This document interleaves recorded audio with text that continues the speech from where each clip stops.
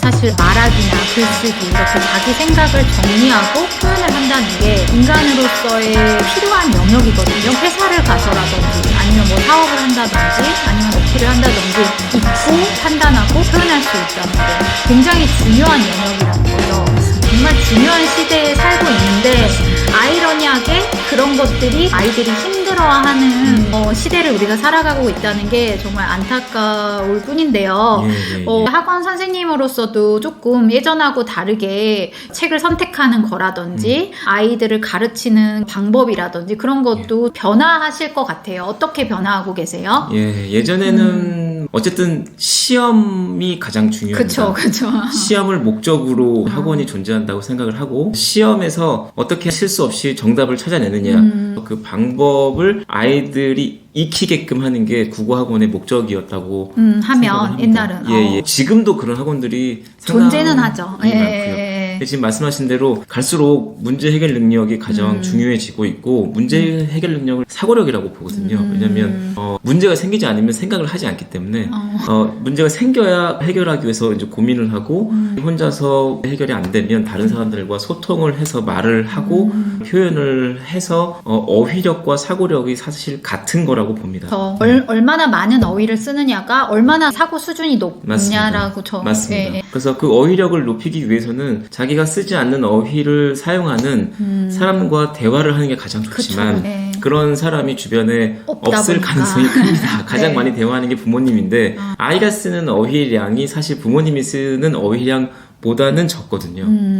아이는 부모님으로부터 자기의 어휘량을 받기 때문에 좀 더 많은 어휘를 사용하는 사람과 대화를 하고 같이 고민을 해보는 경험을 해야 되는데 그런 것들이 너무 부족하기 때문에 그래서 이제 책을 많이 읽으라고 얘기를 하고 있습니다. 각각의 책마다 각각의 분야별로 사용하는 어휘가 다 다르기 때문에 여러 분야의 책을 읽다 보면 자연스럽게 어휘량이 늘게 되고 책에는 문제에 대한 해결책이 다 들어있기 때문에 그런 문제를 하나씩 찾아서 해결하다 보면 자신도 그렇게 사고력이 성장할 수 있거든요.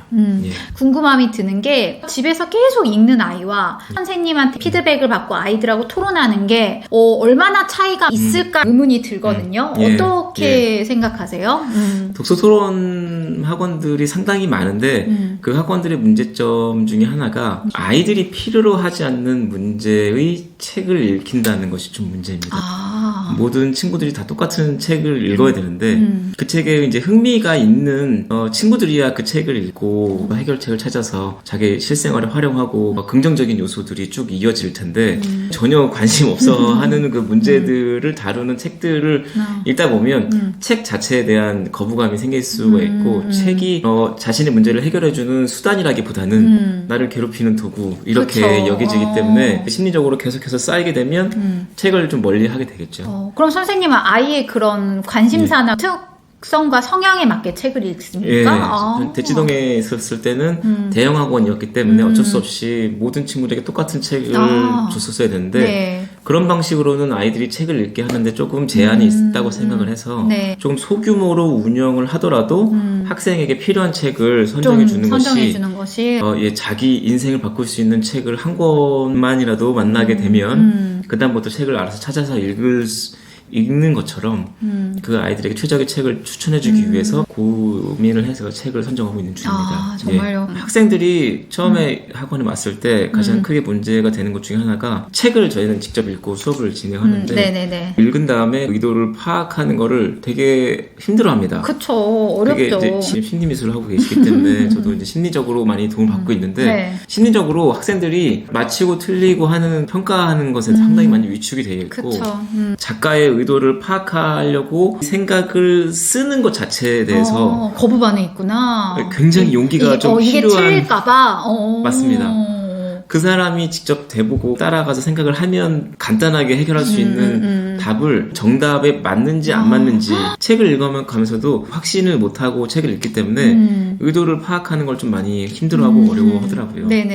그래서 자신감을 먼저 키우는 것이 가장 중요하기 때문에 초반에는 아이가 읽기에 쉬운 내용들을 선별해서 의도를 파악하는 성공하는 경험들을 많이 쌓아주시는구나. 쌓게 하다 보니까 생각을 자신감 있게 하는 친구들이 표현하는데도 자신감을 보이더라고요. 그래서 자기가 생각하는 바를 글로 표현해가지고 거기서 네. 뿌듯함을 느끼는 것도 있고요. 학교 뭐 글쓰기 대회에서 항상 수상을 하고 있고 말하기에서도 자신감을 상당히 갖습니다. 수행평가를 통해서 말하기를 처음 경험한 데가 고등학교 때입니다. 네. 문제는 사춘기도 다 지났고 사고력이 어느 정도 좀 다친 상태이기 때문에 말을 잘하게끔 하는 게 너무나 어려워서 말을 할 수 있는 능력을 가진 소수의 친구들만 참여를 해서 수행평가 점수를 받는 방식이 있는 것 같더라고요. 아예 도전을 안 한다거나 말하기를 아예 안 해서 점수를 받지 않고 그냥 넘어가는 거죠. 국어 선생님으로서 이 시기만큼은 좀 꼭 국어의 글쓰기라든지 네. 뭐 말하기라든지 배워야 된다 이런 시기가 네. 혹시 있으세요? 이제 초등학교 들어가기 전에는 책은 즐거운 것이라는 고정관념을 심어줄 필요가 있고요. 그래서 그쵸, 독서의 아이들이 즐거움. 최대한 아이들 입장에서 재미있어 보이는 책들 위주로만 책을 읽히는 것을 권장드립니다. 그리고 나서 초등학교 들어갔을 때 초등학교 네. 저학년 1학년 때부터 4학년 때까지는 네. 이 책들이 나의 일상적인 문제를 해결해 주는구나 하는 경험들을 자꾸 많이 쌓게 쌓아야 해야 됩니다. 되고, 그래서 사회성과 관련된 책들을 통해서 자기랑 싸운 친구들과 화해하는 방식으로 책을 활용한다거나 학교에서 두각을 드러내기 위해서 책에 있는 내용들을 활용한다거나 하는 방식으로 자기가 겪게 되는 실제 문제를 책으로 책에서 해결을 해봐야 네. 되구나. 그 수준에 맞는 그런 책들을 4학년 때까지 읽히면 좋고요. 네, 5학년 때부터. 5학년 때부터는 이 문제의 범위를 넓혀가야 되는데 학생들이 경험하기 힘든 문제들이 생기기 시작합니다.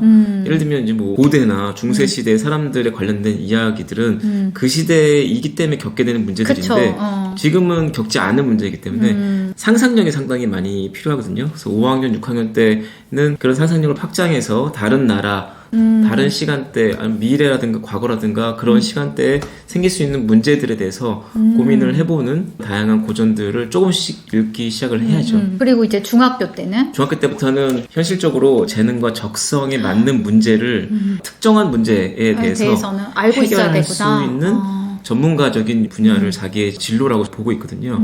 수많은 책들, 수많은 과목을 통해서 자기가 정말 잘할 수 있을 것 같은 진로 분야를 선정을 해야 되는데 어떤 분야가 나한테 맞는지를 미리 대리 체험을 해봐야 되잖아요.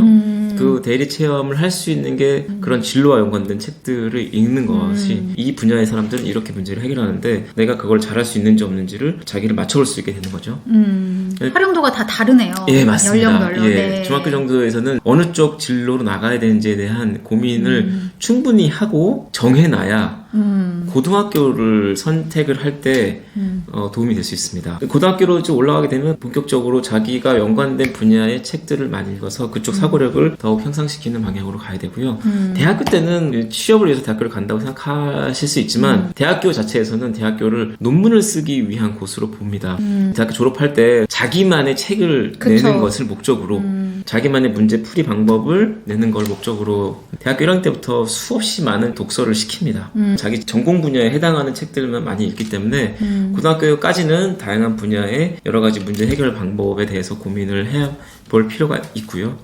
대학교를 졸업한 다음에는 사실 책을 읽는 사람은 거의 없다고 볼 수 있는데요. 저는 아직도 계속 읽어요. 왜냐면 상담을 해야 되고 계속 사례를 보다 보면 돈을 벌고 직업을 운영하는 데 있어서 계속 책을 읽을 수밖에 없게 하더라고요. 네. 부모가 돼서도 아이를 키우는데 경제나 좋아하는 분야에 그런 것들 하기 위해서 책은 늘 가까이 있어야 되는데 어릴 때부터 책이 힘들고 난 책이 싫어 이런 거가 돼버리면 정말 가장 쉽게 만날 수 있는 전문 멘토링을 맞습니다. 이제 맞습니다. 거부하는 사태가 맞습니다. 벌어지니까 네. 저는 책이라는 거는 생활처럼 가야 되는 거라고 생각을 하는데 어릴 때 같이 나누고 표현하면서 기쁨을 얻어가면 좋겠다라는 생각이 들어요. 선생님이 보시기에 앞으로 국어 교육의 비전이라든지 어머님들께 꼭 당부드리고 싶은 말씀해 주실 수 있을까요? 예, 네. 내년에 이제 확정돼서 발표가 될 예정이라고는 하는데요.